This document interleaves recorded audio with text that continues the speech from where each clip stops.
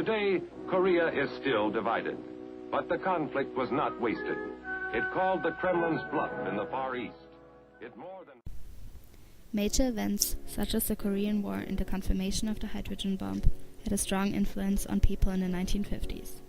People lived in fear every day after World War II, which influenced the whole decade and the values of the people.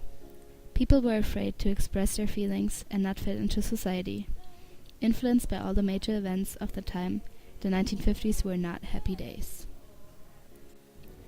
The most surprising thing what I have learned about the 1950s was that people knew that they were living in a strict society with many forces.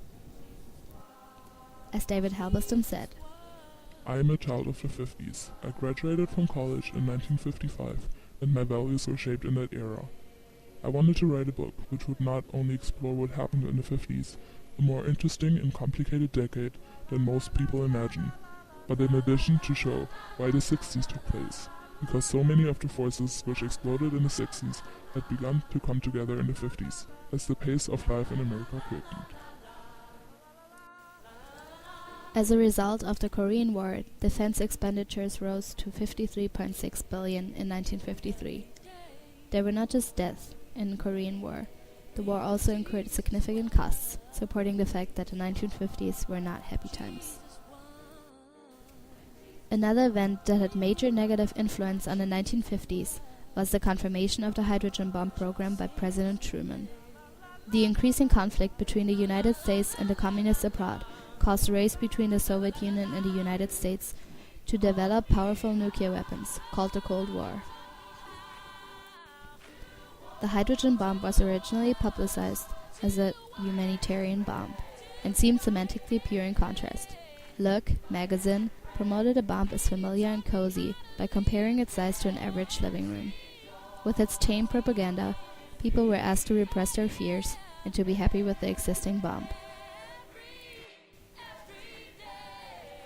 Racism was another unhappy fact taking place in the 1950s. African Americans faced segregation in schools, on buses, and discrimination in housing and employment.